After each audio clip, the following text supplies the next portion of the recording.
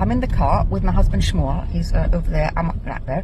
Okay, and we're on the way to Bury because we have to show our ID to the Skipton Building Society. This is the last part of our mortgage application. It's the biggest pain on earth. I've got better things to do on a Tuesday morning. However, we need to celebrate every little step.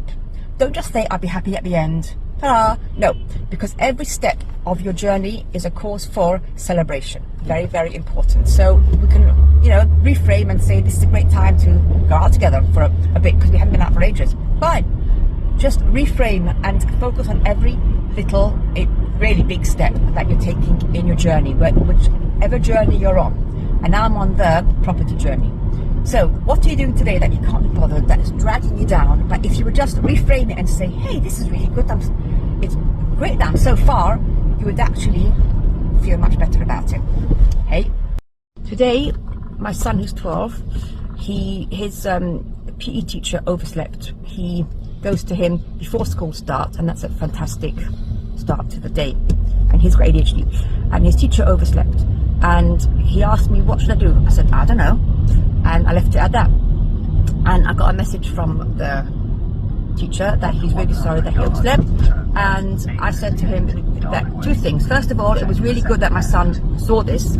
He saw that you're a normal human being, you can oversleep, and you're taking ownership, accountability for your actions. And also my son managed. It was fine. It was fine. It was absolutely fine. So my son learned a very important lesson, and he has ADHD himself, that, you know, we can't prepare for every single eventuality, and we will know exactly how to go through life because we have our own gut instinct, and God will help us, and you just know what to do.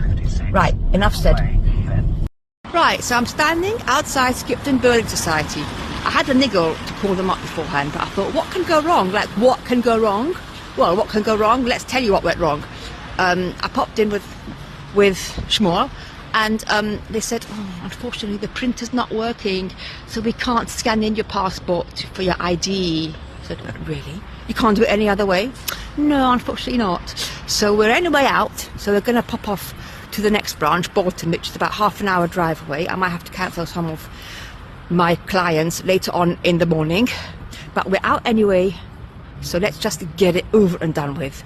It's much easier when you're doing work, momentum's built up to keep the wheels moving, rather than go home and start planning when are we coming out next.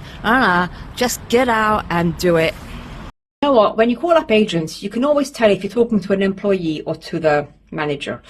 So I phoned an agent at 4:58. I wanted to book a viewing for Wednesday, and I know it's nearly closing time, but this is the time that I called, and she was very, very, very quick with me, and she took down my details because I'm sure she gets a bonus every time they take down your details, and I couldn't get a word in edgeways, and it was 5:04, and I'm off the phone because I had a few questions, so it took a bit longer. You can tell who's an employee and who's a manager, definitely.